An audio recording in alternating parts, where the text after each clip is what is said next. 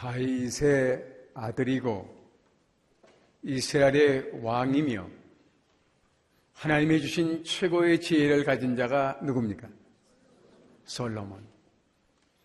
솔로몬은 최고의 왕의 권세를 누린 사람입니다. 부귀와 영화를 누린 사람입니다. 갖고 싶은 건 다 갖고 하고 싶은 일은 다 한 사람입니다. 좋고 새 것은 다 소유한 사람입니다.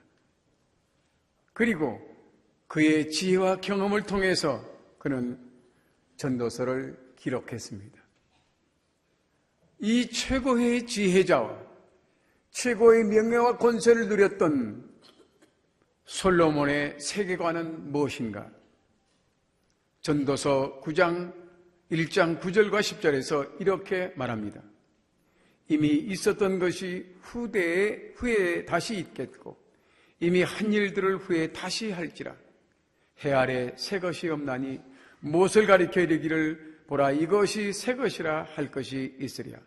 우리가 있기 오래 전 세대들도 이미 있었느니라. 이 세상은 새 것이 없다. 하나님의 창조 이후에 모든 것은 다 그대로다. 그래서 이 땅에 새 것이라고 할 것이 아무것도 없다는 겁니다. 또 하나의 놀라운 발견은 전도서 1장 14절에 보니까 내가 해 아래서 행하는 모든 일을 보았노라. 보라 다 헛되어 바람을 잡으려는 것 같도다. 세상 일이 다 헛되다는 겁니다. 두 가지입니다. 하나는 해 아래 새 것이 없다는 사실과 그리고 또 하나는 해 아래에서 행하는 모든 일들이 다 헛되다. 허무하다. 그래서 헛되고 헛되고 헛되고 헛되니 헛되도다. 그랬습니다. 요즘 낙엽이 우수수 떨어집니다. 그 봄에 새싹이 날 때 얼마나 희망이 넘쳤습니까? 나뭇잎이 무성했던 여름철 얼마나 왕성했습니까? 그러나 가을이 되니 물이 들고 단풍이 들어 이제 바람 부니 우수수 떨어지고 벌거숭이 나무가 되고 맙니다. 이 자연을 통해서 우리는 정말 이렇게 한 사리가 허무하게 끝난다 하고 봅니다. 하나님의 창조 이후에 하나님은 새 것을 만들지 않았습니다. 그리고 인간의 죄로 인해서 이 땅에 죽음이라고 하는 엄청난 형벌을 내린 다음부터는 이 땅에는 허무함이 가득 찼습니다. 그래서 이 땅의 모든 존재는 허무라는 가치를 가지고 있습니다. 무의미한 존재일 수밖에 없습니다. 인간들이 자랑하는 최고의 기술, 그래서 쏘아올린 인공위성이 이제는 행성에 도착했어요. 그래서 어떠잔 말이냐? 그래서 어쩌단 말이냐? 학문의 성공이나 사업의 성공을 통해서 많은 것을 얻고 높은 자리에 얻었습니다. 그래서 어쩌란 말이냐? 일본의 지도자가 중국의 지도자를 만나서 제일 빠른 신칸선을 타고 달려갔어요. 마지막 역에 내려서 일본의 지도자가 중국 지도자에게 소감을 묻습니다. 어떻습니까? 참 빠르지요, 이지요. 당신의 나라는 이렇게 빠른 것이 없지요. 이렇게 자랑하기 위해서 어떠냐고 물었습니다. 그가 한 말이 뭡니까? 그래서 어쩌자는 말이냐? 빨리 왔다고 해서 세상을 더 사는 거냐? 죽음 앞에 누구나 다 그 자리에 설 텐데.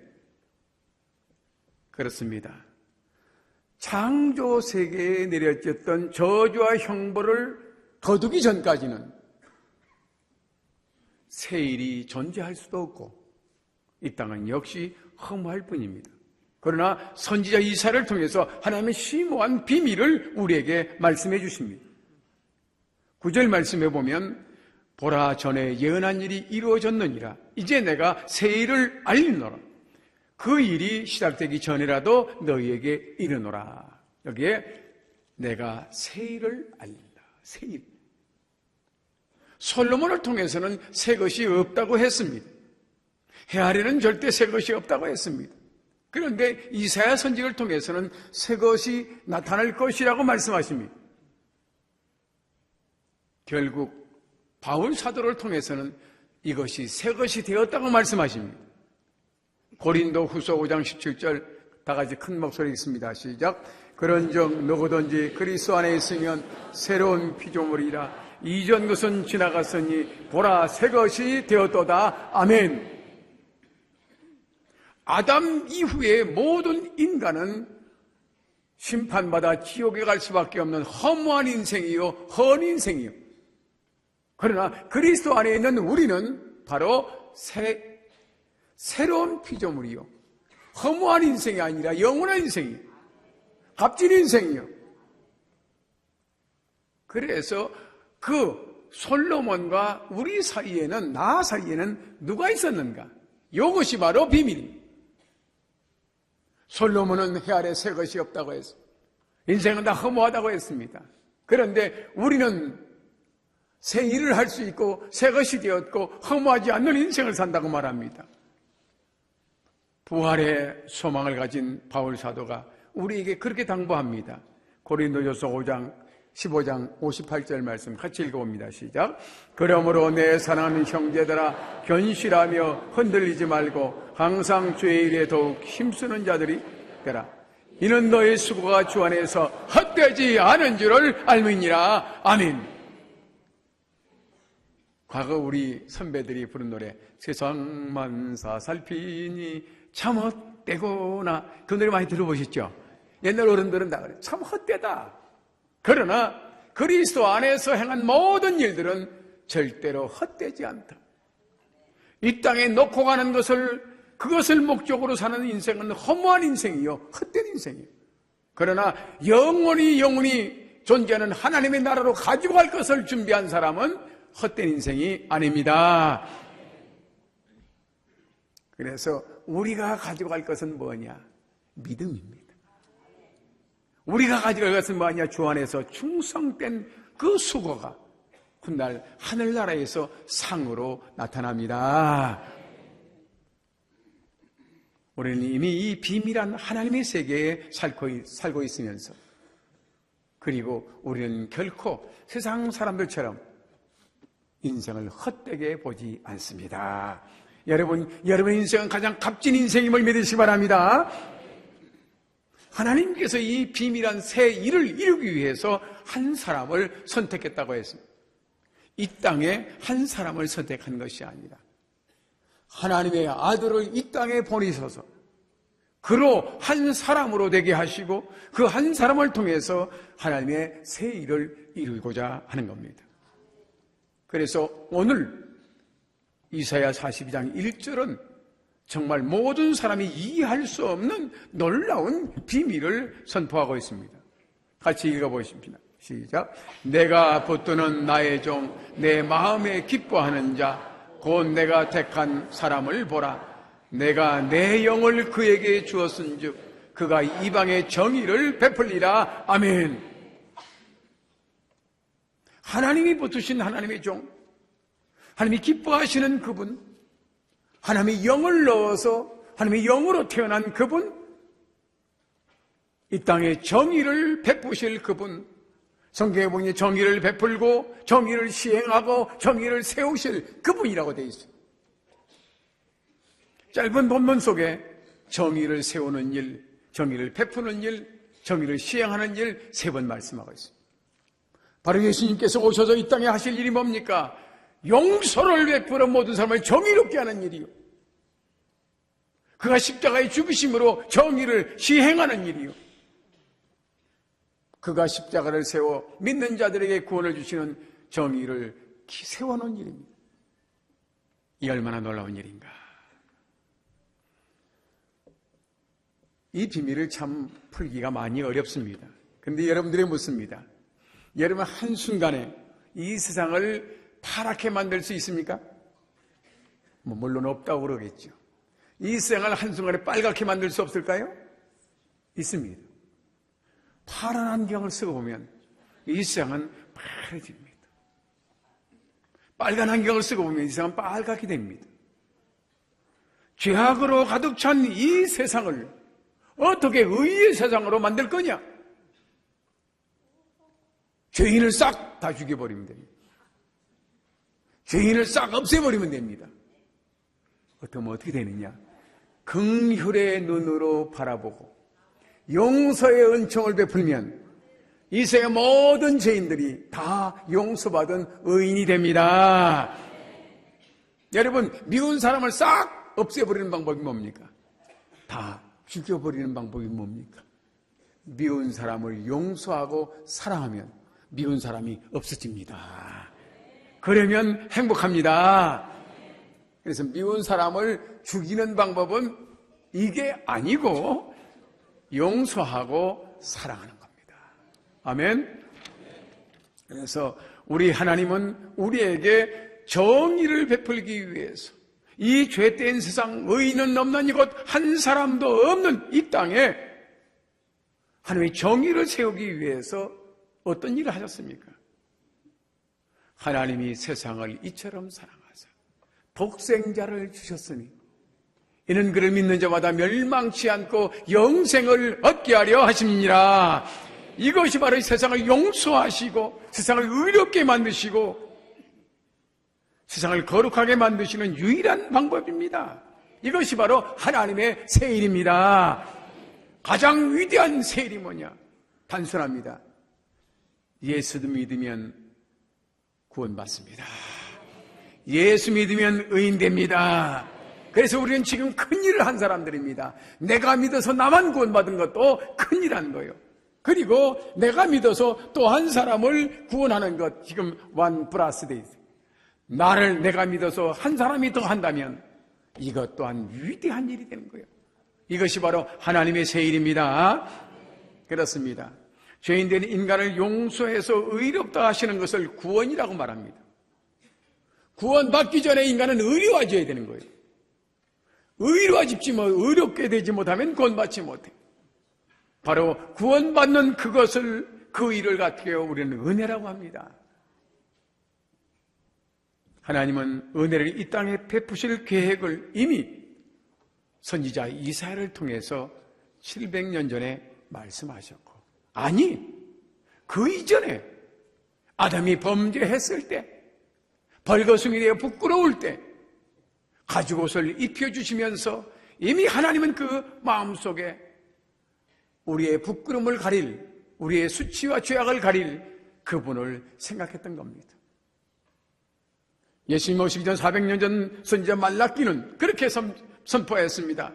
내 이름을 경외하는 너희에게는 의로운 하가 떠올라서 치료한 광선을 바라리니 내가 외양간에 나온 송아지처럼 뛰리라. 이 말씀은 두 가지 의미를 가지고 있습니다. 바로 어둠 속에 살고 있는 저 죄인들에게 의로운 해가 떠오르는 것은 예수 그리스도입니다. 그 의로운 해가 떠올라서 죽음의 공포 속에 살고 있는 저들에게 죽음, 영원히 죽을 수밖에 없는 저 죄를 치료하시고 영생을 주심으로 말미암아 감옥 같은 세상에서 죄악 같은 그 어둠 속에서 벗어나서 외양간에서 나온 송아지처럼 자유함을 입힌다 그랬습니다. 그리고 그 말씀은 우리의 죄만 용서할 뿐 아니라 우리 속에 죄의 찌꺼기로 남은 모든 질병도 다 치료하심을 믿으시기 바랍니다. 저는 이 말씀을 참 좋아합니다. 그래서 제가 부목사 시절에 우리 집사님 아들 한 분이 그 암으로 인해서 완전히 그 원자핵병원에 입원했는데 뼈만 남아서 뼈만. 그래서 이 이불을 여름에 혼이불을 덮쳐보니까 완전히 뼈만 남았어요. 야, 인간이 그렇게 마를 수가 있냐. 뼈에다가 하얀 문종이 하나 갖다 입힌 거가 똑같아. 근데 내가 부목사님이 갔는데도 안 쳐다봐. 죽어도 자존심이 있어. 청년이. 근데 내가 그래도 신방 갔으니까 성경 말씀 읽고 그래도 성경을 하나 썼어요. 바로 이게 내 이름을 경외하는 너희에게는 의로운 해가 떠올라서 치료한 광선을 바라니 네가 외양간에 나온 송아지처럼 뛰리라는 말씀을 써서 그가 두루놓이는 그 앞에다가 딱 붙여놓고 젊은이 계속 읽으시오. 그러고 왔어. 두 번째 가니까 나를 반갑게 맞이해. 세 번째는 기다린다고 해서 갔어. 그리고 나는 몇 달이 지났어요. 세월이 참 놀라운 일이에요. 원자력병은 원장 너 그때 죽었어. 원자력병은 원장이 그때 암으로 죽었어. 그런데 놀랍게도 그 청년은 어느 날 예배당 앞에 주일도 아닌데 추록을 물고 누가 딱 그래서 추록문을 들고 턱 뛰어내리는 보기에 건장한 청년이 왔어. 목사님 안녕하세요. 누구시지요? 얼굴을 알아볼 수가 없어. 뱃삭 맡은 해골 같은 사람이 이제는 건장한 청년이 돼가지고 추록을 몰고 와가지고 턱 뛰어내리는데 깜짝 놀랐어. 제가 누구 집사님 아들입니다. 놀랐어요. 여러분, 하나님의 말씀은 지금도 우리의 영혼을 치료할 뿐 아니라 우리 육신도 치료함을 믿으시기 바랍니다. 내 이름을 경외하는 너희에게는 의로운 해가 떠올라서 지옥에 갇혀있는 너희를 끌어내어 자유함을 줄 뿐 아니라 모든 질고에 억눌리는 너희를 깨끗게 하리라. 이것이 바로 하나님의 새 일입니다. 예수 그리스도를 통해서 우리를 일으키시는 새 일. 예수님이 이 땅에 오셨습니다. 맞습니다. 그는 권세자로 오신 것이 아닙니다. 호리가난 명령자로 오신 것이 아닙니다. 상한 갈대를 꺾지 아니하시며 꺼져가는 등불을 끄지 아니하시는 그야말로 긍휼을 가지고 이 땅에 오신 겁니다. 세상의 기준으로 보면 가장 가치 없는 것이 상한 갈대입니다. 결코 그러나 포기하지 않는 하나님의 역사가 따라가면 이렇게 세울 수가 있습니다. 상한 갈대, 가장 나약하고 쓸모없는 것, 꺼져가는 등불, 희망이 없는 것, 거기에 가장 무가치한 거기에 하나님께서 그의 아들을 통하여 위대한 힘을 넣어줬습니다. 인간을 향해서 어떤 사람은 갈대는 갈대인데 아주 약해서 쓰러지는 갈대인데 생각하는 갈대라. 어떤 이런 노래하기를 여자의 마음은 갈대와 같다고 하지. 그러나 예수 그리스도로 말미암아 우리 상한 갈대는 영생하는 갈대가 되었습니다. 꺼져가는 등불은 꺼지지 않는 등불이 되었습니다. 끌려고 해도 세상이 끌려고 해도 꺼지지 않는 영생의 등불이 되었습니다. 그래서 이제는 따라하시기 바랍니다. 우리는 영생의 갈대입니다. 나는 꺼지지 않는 등불입니다. 아멘. 아멘. 그렇습니다. 우리는 꺼지지 않는 등불입니다. 꺼져가는 등불이 아니라 꺼지지 않는 등불이에요. 이것이 여러분의 정의가 되시길 바랍니다. 세상을 창조하신 하나님, 태초에는 땅이 혼돈하고 공허하고 흑암 가운데 있다고 했습니다. 혼돈하고 공허하고 흑암 가운데 깜깜한 가운데 있는데 하나님이 빛이 있으라 하시니 빛이 있었습니다. 그리고 이 타락된 세상이 되고 날았을 때도 하나님은 또 한 번의 빛을 비치는데 태초에는 창조의 빛으로 이 세상을 창조하셨지만 타락된 이 세상을 향해서는 구원의 빛으로 이 땅을 새롭게 하십니다. 이 얼마나 놀라운 일인가. 그래서 오늘 주신 말씀에 보면 너를 세워 백성의 언약과 이방의 빛이 되게 하리라. 그래서 이 빛을 받는 사람은 눈먼 자는 보게 된다고 했습니다. 여러분, 가장 밝은 눈을 가진 자가 누굽니까? 저 먼 하늘에 있는 별을 보는 사람이 밝은 눈입니까? 안 보이는 저 작은 세포를, 저 미세한 것들을 볼 수 있는 것이 밝은 눈입니까? 아니올시다. 보이지 않는 것을 볼 수 있는 것이 밝은 눈입니다. 보이지 않는 하나님을 볼 수 있는 그 눈이 가장 밝은 눈임을 믿으시기 바랍니다. 예수 그리스도의 생명의 빛을 받은 사람은 보이지 않는 영원한 하나님을 바라볼 수 있는 영의 눈이 열립니다. 그래서 그 사람들은 지금 여기 하나님을 예배하기 위해서 왔고 보이지 않는 하나님의 임재를 느끼며 그 하나님을 경배하는 축복을 받습니다. 뿐만 아니라 갇힌 자를 감옥에서 나오게 한다. 제일 무서운 감옥이 어디냐? 죄의 감옥입니다. 그 죄의 감옥은 다른 사람이 묶어서 가두는 것이 아니라 자기가 양심으로 묶어서 자기를 스스로 가두는 겁니다. 흑암에 앉은 자를 감방에서 나오게 하리라. 인간 모두는 다 어느 감방에 있느냐? 죽음이라고 하는 감방에 있습니다. 그 감방에서 우리를 나오게 한다. 죄 가운데서 빛으로 나오게 하시고 죽음의 감방에서 우리를 끌어내시는 이가 누구십니까? 바로 이 예수 그리스도입니다. 이것이 바로 하나님의 구원의 프로젝트예요. 인간을 구원하기 위한 하나님의 위대한 계획입니다. 이 계획은 이미 창세기부터 시작되었고 선지자 이사야, 즉 700년 전, 예수님 오시기 전 700년 전에 이사야를 통해서 선포된 귀한 말씀입니다. 그 빛이 베들레헴 말구에 오셨고 그 빛이 오늘 우리의 영혼까지 비춰주었습니다. 이 얼마나 감사한가. 이 비밀을 이해하지 못했던 사람들은 예수님이 오셨을 때 예수님을 오히려 십자가에 못 박았습니다. 바로 십자가에 못 박음으로 말미암아 의를 실천하는 일이 됐습니다. 그가 의를 베풀며 의를 시행하며 그리고 그 십자가를 남김으로 말미암아 의를 세우셨습니다. 십자가는 이 땅에 용서를 선포하고 의의 길을 열어주시고 그를 믿는 자에게 영생의 길을 가르쳐주는 의를 세우신 하나님의 이정표가 된다는 사실 믿으시기 바랍니다. 이 얼마나 감사한 일인가. 그래서 이 십자가는 정의를 완벽하게 세운 그리고 모든 사람을 의롭게 하는 의의 기둥과 동시에 용서의 은혜의 강물이 흐르는 것입니다. 십자가가 있는 곳에는 언제나 용서의 강이 흐르고 있습니다.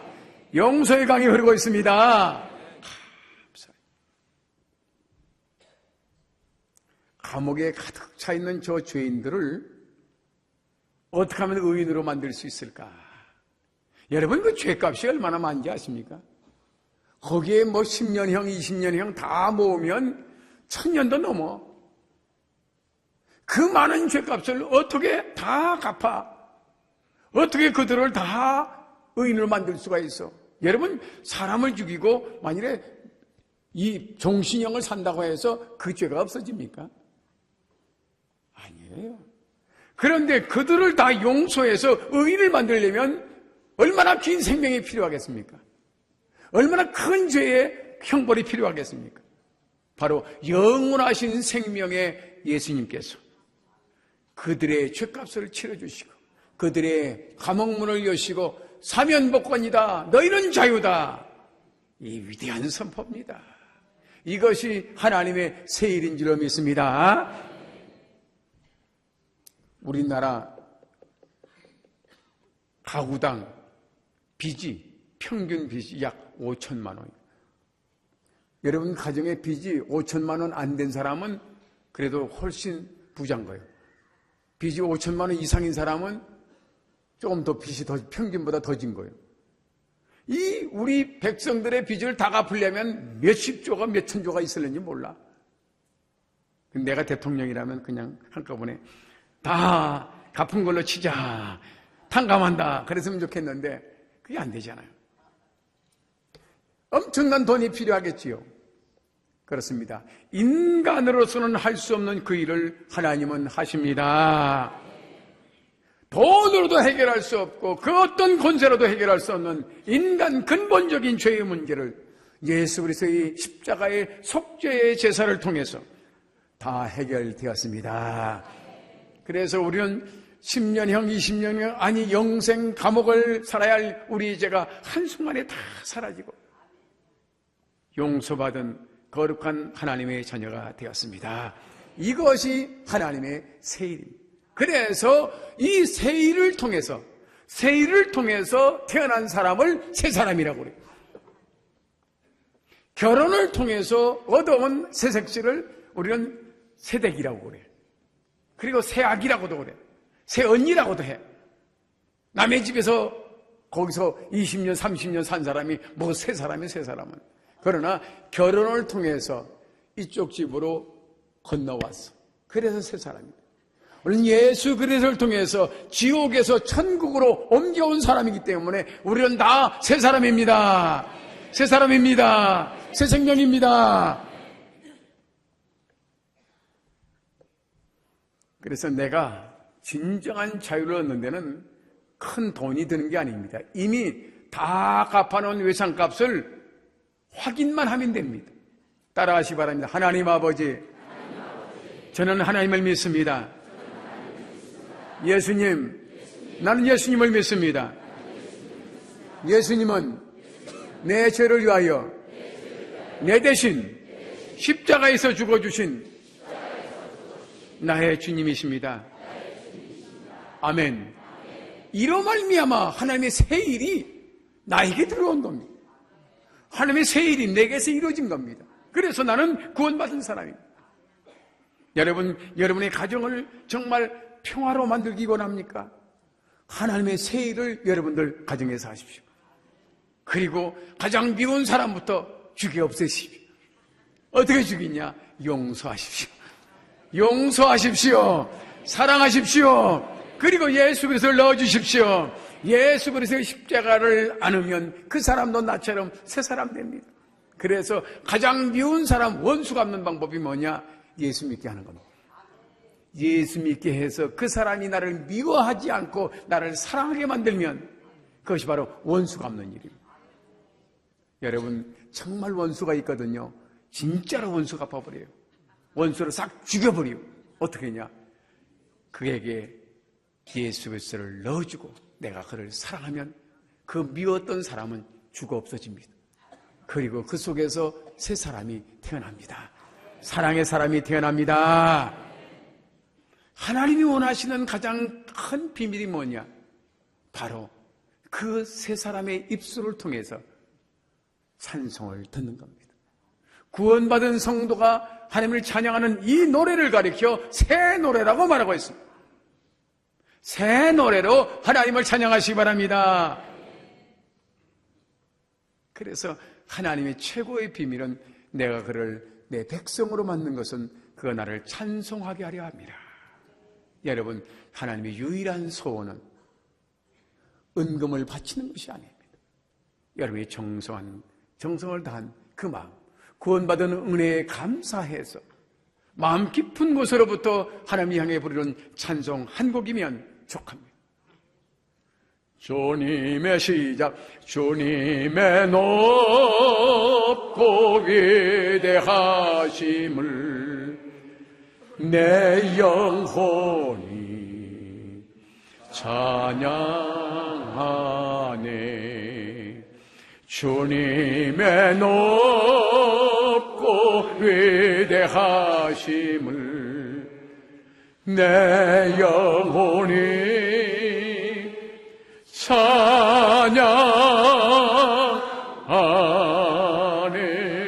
찬양하네.